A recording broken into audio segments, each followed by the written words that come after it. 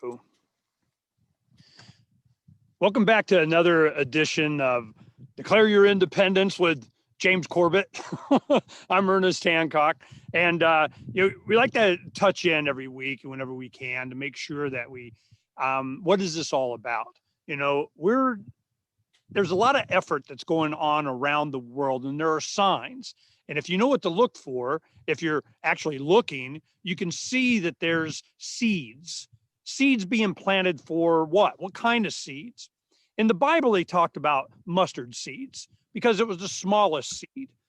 From a small seed, you get something. And casting seeds on stone, if you get a little bit wet, it might germinate real quick, but it doesn't last very long. What's the fertile ground?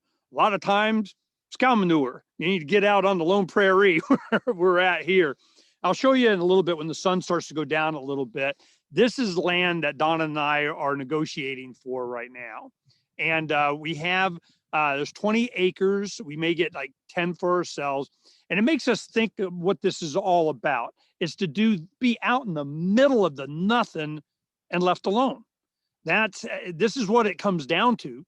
Friends, home and hearth. I mean, it's friends and family. And sometimes we forget that. And I'm really appreciative of James Corbett reminding us oftentimes what we're up against, why we fight them, and how we're progressing. The most recent articles and videos by James has been for solutions. A lot of people we're talking to, what we're up against, and signs of people resisting. James, inspire us. There's people that around the world are starting to rise up. It's not always America. I'm glad to see you document them, share some of them with us.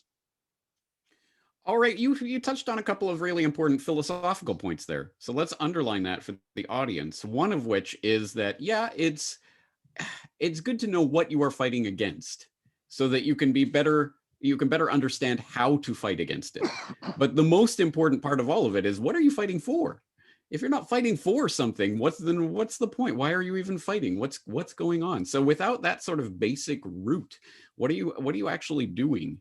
And that's why I think I'm attempting to shift the focus away from the endless fascination with what are they doing to us towards what can we actually do so that we can actually build the world we want to see rather than just look in horror at the world that's being thrust upon us. So that's kind of the shift that I'm attempting to make right now. And like you say, from little acorns do mighty oak trees grow. How do they grow? Well, of course, you've got to water them, you've got to tend them, you've got to take care of them. That's the solutions aspect of it. What can we do to do this? But then why are you doing that? Because you want the oak tree. So what's the oak tree? It's the home, the hearth, to have your little square of land and to be able to do what you want there and live your own way. That's what ultimately this is about. So we have to keep that in mind so that we're not just endlessly reacting to what is going on and what they are doing to us, because then that just makes us spectators in the world. So that's why I'm trying to do this. And I forgot what your actual question was, so you'll have to remind me. No, you're spending time on it. The main thing is that are the things that we want to see in the world, the changes, the people that are resisting or standing up or being an example to other people, did they just all of a sudden happen because we wanted them to, or did we find them because we were looking? And and there's more, and it's an inspiration to people. And a lot of times, just doing it yourself not only inspires others, but inspires yourself. So it's all about focus. Oh, 1000%. You always talk about that. The quantum reality, I'm going to make this happen by concentrating on. It's really true. I don't think it's metaphysical or spiritual. Maybe it is, whatever. But at any rate, it really is true. It exists. And when you start looking for it, lo and behold, you find it, which is exactly why. I mean, this is exactly what I wanted to do when I stopped doing Propaganda Watch and start doing Solutions Watch, because I realized when you're doing Propaganda Watch, all you're doing is feeding into that beast, and you're endlessly focusing on the propaganda. When you start looking for solutions, lo and behold, wow, there are all these people doing these creative and interesting things all around the world. Why wasn't I seeing it before? Because it didn't exist? No, because I wasn't looking for it, or I wasn't highlighting it. I've seen these types of stories all along. It's just that I wasn't focusing on them. Now that I'm focusing on them, people are like, wow, I didn't know that was happening. Oh yeah, exactly right. That's it. And that's why focused attention is so important. What do you spend your time doing? Is it just worrying about what is being done to you, or thinking about what you can do in the world? And if it's It, the latter, you're probably going to have more of an effect. it needed to be documented. But I mean, after 15 years of documenting it, and you almost as long, you know, I'm just I'm done documenting it. If we don't get it by now, we haven't been paying attention. But you have to go through the And process. I feel sorry for the people who are out there who still are just waking up or just new to this. I get it. It's a long process, but luckily there's decades and decades of people who have done this work and have done it in so many different ways. It's time to get up to speed quick, because things are moving too quickly right now. And You know, I'm moving on, so I can't pretend to be that person leading the beginner along all the time. there's a lot of people in our Telegram channel. They've been, and I've enjoyed Telegram. It works fast. It's well. It does media quickly, and it's kind of. I've been enjoying that. And I don't do any of the other social media because they just suck, and for a lot of reasons. But so of course it's coming under attack. We got to go get that. And people have been talking on the channel about, well, what about this or that and so on. My first question is, are they centralized? Is there a server? Yeah. Can they Yeah. stop it? Because I'm Yeah. not planning on Telegram being my end all be all. I mean, I don't care. It's and Freedom's Phoenix. Here's a question. I have a question about that. I haven't signed up for it, but I understand you have to give them your phone number to sign up. Oh yeah. This is the thing. They go, oh, we're on Telegram. And what happens is anytime anybody that's in my contact list signs up for Telegram, I get a notice. They signed up for Telegram. Every single one of them, I go, I see you. What? I go, what? You thought you were private? I thought I'm doing you a solid, man, letting you know that, they got you by the phone. Yeah. Signals the same way. They go, oh, but it's exactly. And my argument is this: my about 85.7% of the information I don't want the man to know is who I'm talking to. I don't give a crap. It's a Liberty guy talking to a Liberty guy about Liberty. I mean, what do you think we were talking about? But, I'm just going, people need to understand. So that's why I'm, one, is it centralized? Can they take all your stuff away later anyway? Then that's going to happen when it's time. And then do they know your pirate network? And that's why I keep saying we need hailing frequencies invisible to the crown. And I just got news today, well, yesterday and today, that coders out of Moscow that we've been talking to, they are inspired by pirateswithoutborders.com, our second and third letter of Captain Mark, and the fourth letter of Reprisal, which is scuttlebutt, about a reputation thing. So with those three, you kind of see the digital future that I'm hoping to manifest, with my quantum reality I'm taking steps towards. And it's starting to come around. And it's not that, it's going to be the best thing or not. It's not even the point. It's what our goals are. This is my goal. This was always my goal. I wanted to have leave me aloneism, and I wanted to be able to build something that was high quality, that was inexpensive, that was safe, I didn't have to do a lot of maintenance on. I got plenty of concrete rocks and rebar. I mean, or geodesics and stuff. So it's starting to come to pass that I can't wait anymore. Now, it's not like I don't think I got more years or anything. It's just like, man, you need to get away. I don't want to get sucked into their matrix. And it's like, this shot thing and it's getting bad.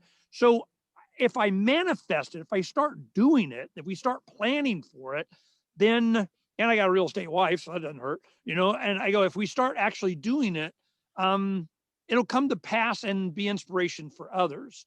You taking the focus away from the problems and start focusing on the solutions is not only inspiring to others and me, and how much does that change of mindset affect you? It affects me in exactly as I described. It's when you start looking for it, suddenly you start to appreciate how much is already happening. And And exactly when I started Propaganda Watch, I've noted this before. When I first started it, I'm like, maybe I should make this a weekly series, but I don't know. I don't know if I'll have enough material to do something every week on it. And then once you start doing it, oh, I could do this for the rest of my life. And start thinking, well, what do I want for the rest of my life? Examine propaganda? No, I want solutions. So again, the exact same way, when I start doing this, I'm like, I don't know. Will I be able to do this every week? Will there be something to talk about? And the more you get into it, the more you realize, oh, I could do this every week. There's so much happening, and I still only scrape the surface. So it's affected me that way. More importantly, I think for humanity, I'm hoping this will have a similar effect on the audience. And I'm starting to see that because over the years of doing something like Propaganda Watch, focusing on that, people know, oh, James is the guy that dissects propaganda. I just saw this propaganda piece. I'll send it to him. I want to see what he has to say about this. Okay, great. Good. But again, that's getting people to focus on the wrong thing. Now that I'm switching focus, I'm starting to get less people sending me pieces of propaganda to dissect. I've even had a couple people say, I wish you were still doing the series. I'd like to hear what you have to say about this. But I'm starting to get more people saying, oh, there's somebody in my local community who's doing this. Oh, or you should check out this. People are doing this. I think it's a good idea. That's what I want, is the audience to start making the mindset shift. Right. Because again, it's not about me and what I'm presenting. It's about the way that they're thinking and processing and looking. And if we can change the mindset of tens of thousands, hundreds of thousands, millions of people so that they're activated towards looking for solutions, that will have a monstrous effect. And I'll do anything I can to get that ball rolling. I'm glad you brought up quantum reality. I haven't used it recently, but the point that I was making with the audience, I'm going, watch this. I'm once I take a step towards, I start focusing on something, you'll start to see it everywhere. It'll start to happen. It'll be in the news. You'll have it. And I don't know if it creates it or you just are more attuned to it or whatever, but it seems like a lot more happens when I do that, So you're welcome to my world. So if we all did that and we just go, it's kind of the Gandhi thing, be the change you want in the world. And that is so much more powerful than I think people realize. That's why I think bad guys have, this is a good thing that someone said to me, a good friend. He said, I don't think the bad guys, the psychopaths, the sociopaths can create. I don't think they have that in them. They don't have that, spark that they're parasites. They're always taking. So they need us to manifest and manipulate us into doing what they want. So they have to make us, they have to, stimulus and stimuli and incentives and how to get us to create what they want. And I'm going, all the more to just turn your back on them, do that Klingon disaffiliation thing. I'm over here in positive waves, So that's one thing on a lot of the discussion groups that I'm on or so on, or certainly when we have them, I'm going, look, no negative waves. I'm just tired of the negative waves. And it's making a big difference. Now, the show that you do this week with James Pilato, I'm interested in, his take on what you've been doing and the focus on solutions and so on. And some of the other guests that, you have or you do spots with, are they starting to comment on your solutions tack? Yes, and I'm starting to have conversations with the people that I probably would have or could have before, but I probably wouldn't have actively sought out before. So it's starting to change the sort of people appearing on the program and things like that for the good. Again, that's for the good. We're changing the focus. So I think people are starting to resonate with that and starting to understand it. You'll have to ask Pilato about his own opinion on what any of that means. I don't know, but I think it's having a demonstrable effect on the way people are approaching. There's so many of us, and I'm sorry, there's so many of us that, focus on so much of the stuff that's because it's important. A lot of our activism, here I want to show the audience something. A lot of our activism, we've been doing a lot of the science stuff, and I'm going to be here in Arizona a little bit longer. We got more bus work to do, but we get these large rolls of vinyl and signs, and we make all these signs. I just got another 3 rolls today. And this one, mRNA shots equal GMO humans. I think I'm going to make some big ones of that. Is that negative? Then we have, the shot herd around the world, and have the herd, RD in there. So these things are, some of these are favorites, support first responders who say no to mandatory shots. These are very effective, but we like the positive ones. I want to see your smile. There's a group here in Arizona that are doing a lot of things. So we're just having fun. Masks make me feel enslaved. And I want to encourage the audience to send me your ideas, publisher at freedomsphoenix.com. But I need a positive message. Liberty wears no mask, the Love Bus, Love Bus Liberty Tour. What do you think of these when I say shot heard around the world, or mRNA, which I just found out is a stock ticker for Moderna? I'm like, seriously. So mRNA shots, not a vaccine, equals GMO humans. That's a negative thing, man. I mean, is that information, are we past that kind of information and inspiration? Should we just go to the positive and just screw that? Or is there a transition? You see what I'm getting at? Not even a transition. I'd say, it's not like we ever need to completely stop looking at or understanding or trying to communicate about the bad things that are happening in the world. We have to do that to some extent. And it's not like I'm going to stop talking about bad things that are happening in the world or trying to make people aware of them. It's just that the focus is changed. So now it's not just a question of, okay, here's the bad thing that's happening, what can we do about it, is more of the focus. But something like the shot heard around the world, that's a great little play on words. It gets people thinking, it trips them up, and hopefully we'll reach more people. There's nothing wrong with that. I think we should still be reaching out to people who are still trapped in the matrix. There are still many, many, many more of them, unfortunately, than there are people who are active and functioning and awake and understand the roots of the problem. So there's no problem with outreach. I think that's a good thing. But it's a question really at the end of the day, well, what do you do with that? Okay, so someone, maybe they get into that and they say, oh, wow, I didn't know. Then they start researching or something. But where do you lead them with that? And I think that's where we have to step in with the solutions and say, look, we're building something over here. Something that occurred to me recently, someone was saying something about, none of this will end until, the Silicon Valley kind of tech guys get together and decide to make their own free hardware and software systems and release them to the world and undermine, everything. And I'm like, well, yeah, okay, let's wait for that to happen. But there is a point to that. And I think there is something to that. I think if there's going to be a real, truly transformative transformation going on, it's going to have to come from people who are insiders, not like the top level of the pyramid or whatever, but people who are super gophers, who really function at a high level for these elite and are recognized that, oh, this is not the world we want to be creating, and stepping outside of that system. That's the people we need to be reaching right now. The people who can code, the people who can, who are involved in banking and investments and these types of things at high levels, that will step outside and blow the whistle and or bring down whatever part of the system they're involved in.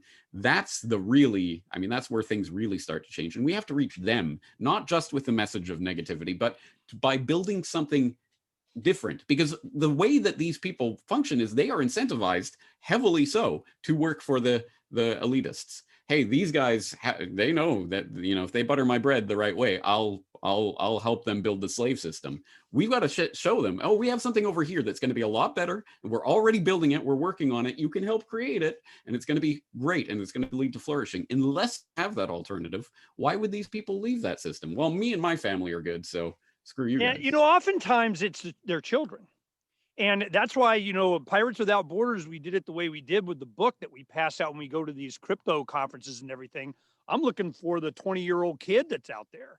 He's a coder guy. I'm like, hey, man, just give me an off-ramp. Give me a freedom shoot or something. I mean, so yep.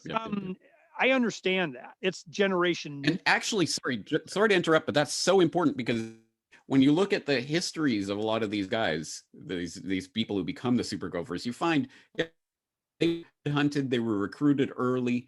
They get them when they're young and make sure they indoctrinate them the right way. That's why, Skull and Bones and what have you at Yale and those types of places, that's where a lot of the CIA come from, because they know once you indoctrinate them into the cult early, and then they're in the habit of keeping their secrets and what have you. Rhodes Scholars, that's what that was all about.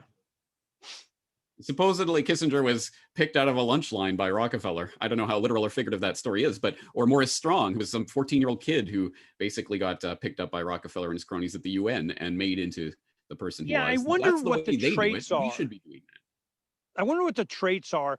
My kids have always been, they're, influential, good kids and whatever. And one of my sons really smart, and he was tapped to go to Model UN, and I'm going, oh, we're gonna have us some fun. We got some goodies. He goes, nope, nope, nope. He didn't want anything to do with it, and it was on philosophical grounds. He just, I go, I didn't want to discourage it because it was, they thought they were honoring him, and I'm going, if you want to go, we could have some fun. I said, so they've chosen to kind of just steer away from that, and I'm glad that they have that immediate reaction. But it's the children, it's generation next, it's their younger brother, but you have to have this kind of information out there for them to even latch onto, to have the chance or to get hooked earlier. Yep. You start giving them. Yep. I remember what it was for a lot of people as when I first started doing interviews and I was an activist in the 90s and that kind of stuff. I heard a lot about the power of fee.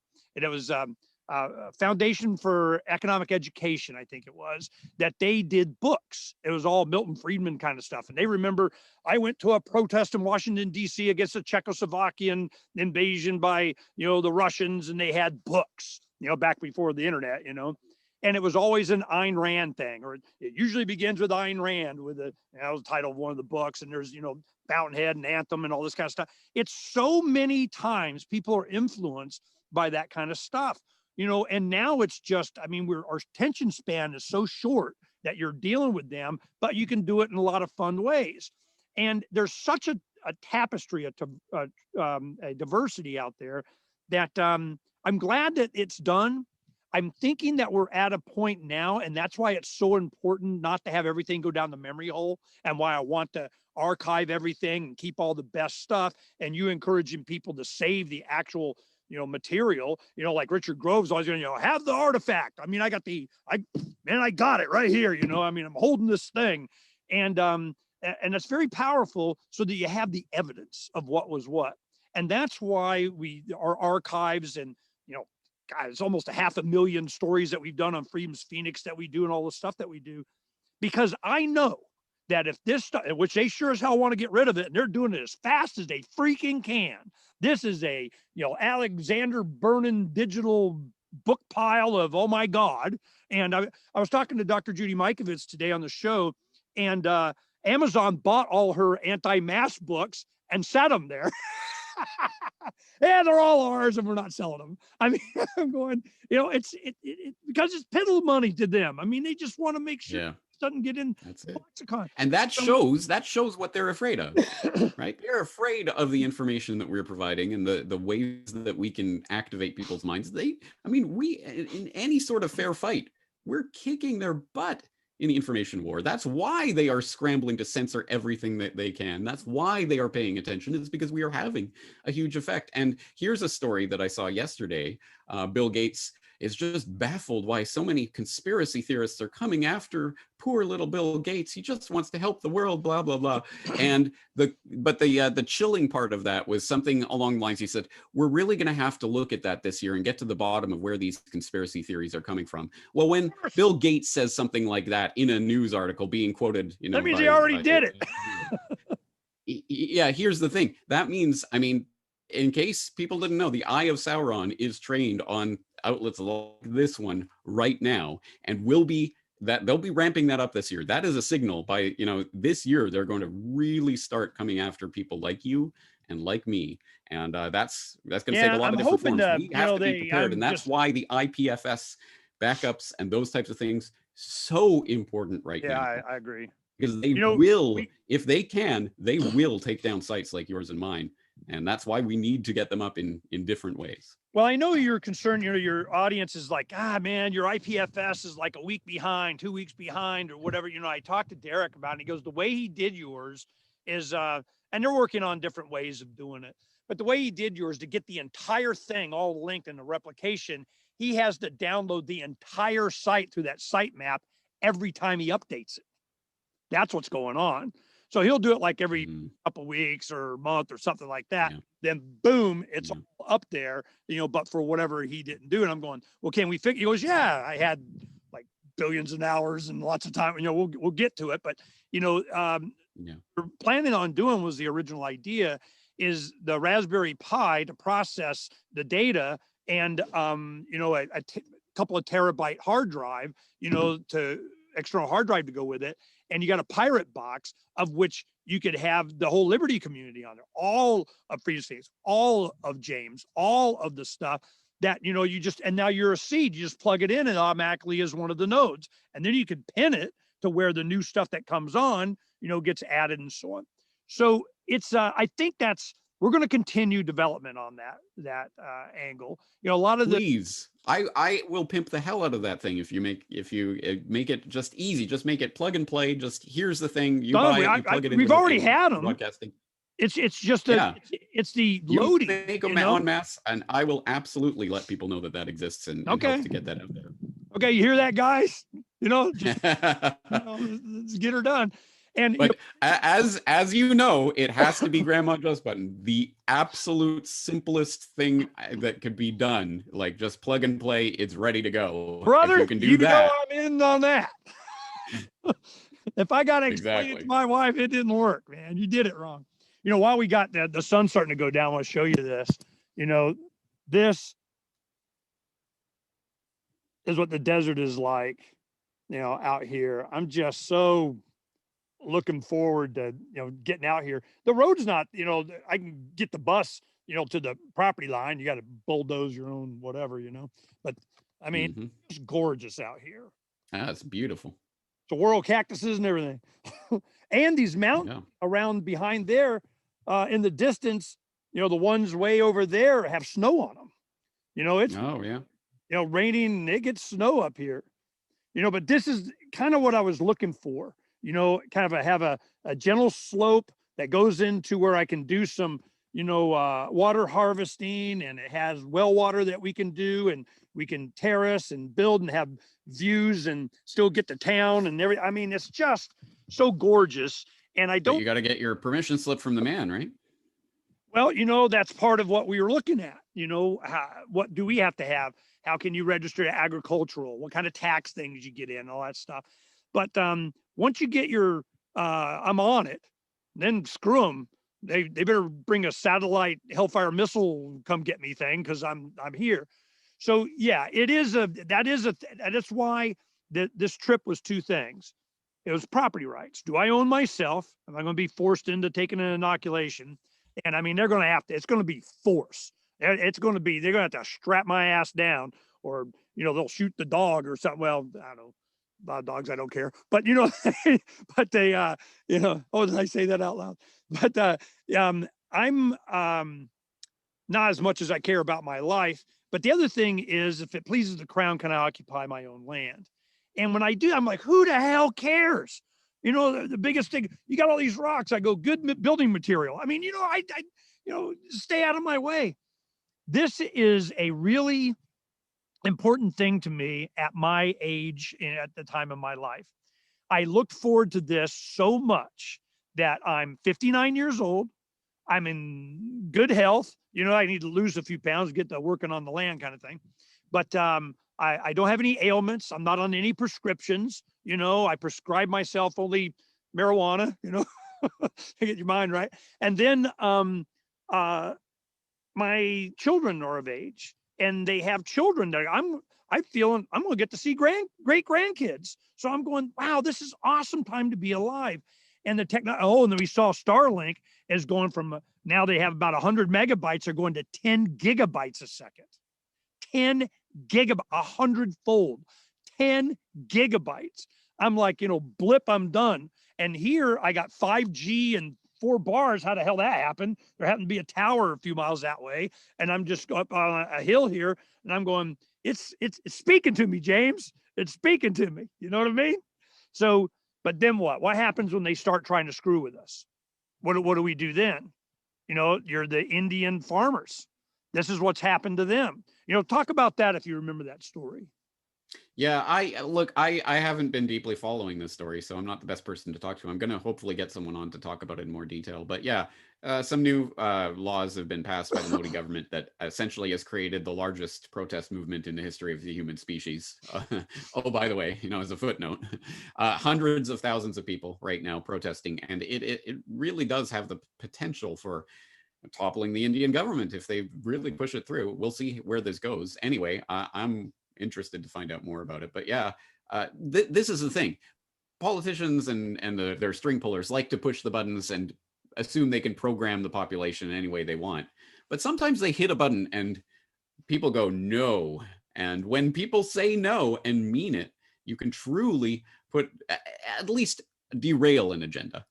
Not necessarily you're going to like topple the government, push them back, hey, we won for all time. But at any rate, you can derail agendas because we ultimately have the power. And that's something I keep going back to. That's politics of obedience, 500-year-old insights, like dictators only work because people do what they say. Stop doing what they say, and suddenly the dictator has no power. What do you think brings that realization? You'd think it would be more. This is one thing I find us to be not uncommon, not even exceptional, but certainly not the majority, and I'm wondering if I knew the secret to that, what that was, I'd be, pushing that button all the hell, and what do you think it is? I mean, is it, I tell you one thing that scared me.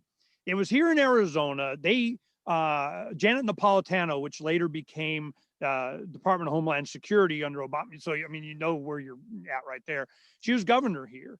And she signed a, kind of a pro Second Amendment stuff that we didn't anticipate. And we find out behind the scenes what was going on. I didn't care about that. Yeah, whatever, guns. I don't care. It's Arizona, you're not going to win that one. But it was in exchange for them to get down to 3-year-old preschool government funded. We need to get the children, exactly what you're talking about. It starts early, and they wanted more than anything else, and especially Arizona, we need to get them youngins into freaking government babysitting or something. And I'm going, that's it. And when they did this lockdown thing, all of a sudden they started to lose a generation of young minds to homeschooling and grandma watching and that kind of stuff. I don't think they're going to feel the full ramifications of that for a while. Yeah. I'd like to think it was just a huge miscalculation on their part, but I tend to think that they know where this is going. And it seems like that in times past, they haven't wanted to ratchet things up and move it towards civil war and get people all riled up. It seems like that they are trying almost actively to do that at this point. And the question would be why? To create the domestic terrorist extremism that then they can use as their justification for closing the net as they start to go from the soft kill to the hard kill depopulation, which is coming. Why now? I don't know, because I'm not involved in the planning.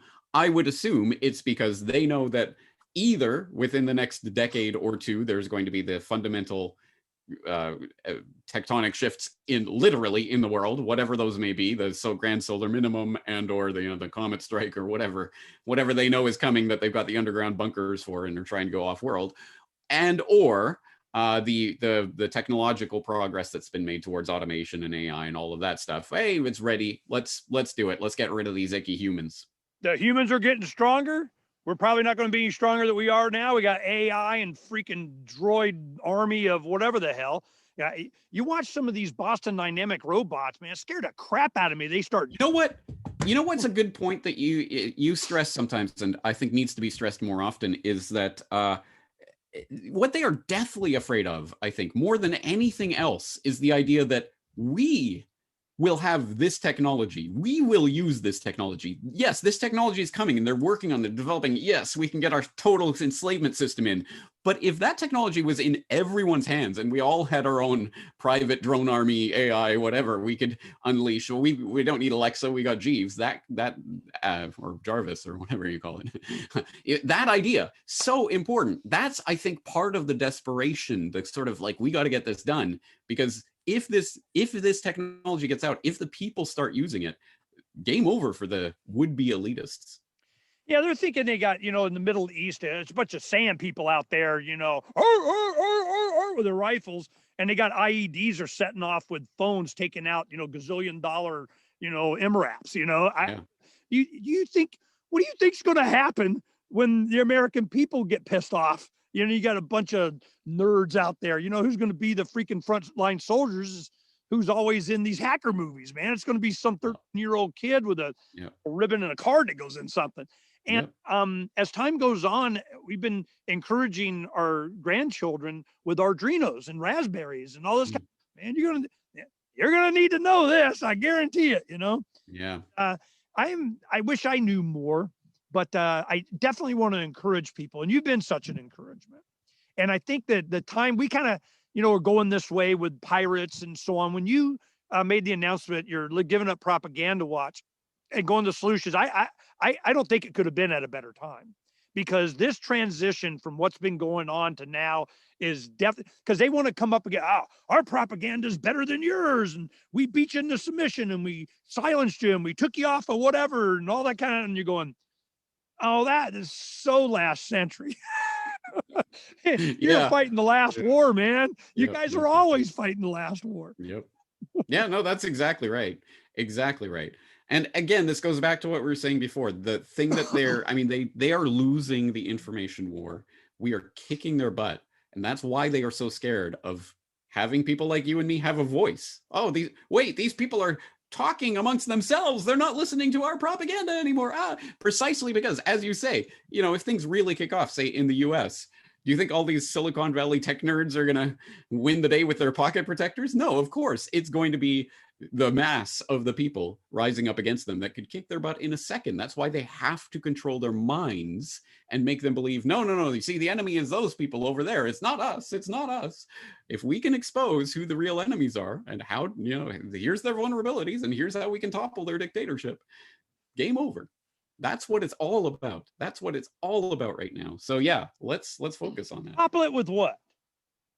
Our collectivism is going to beat up their collectivism with anti-collectivism. I mean, you know, Yeah. Exactly the right question to ask, because if you answer that incorrectly, then you're just going to recreate what you were fighting against. So yeah, very good question. I would just say, let's take the 50,000 foot overview of it kind of thing.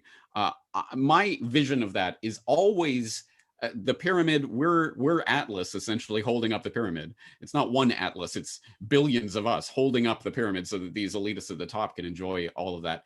All we have to do is shrug our shoulders, walk away, build something else over here. That's my vision of toppling. It has nothing to do with, you know, some big war and we're going to shoot them in the head and yay, free of them forever. No. We just go and we take all of that power and energy and everything that we have used to create this world that they are taking over.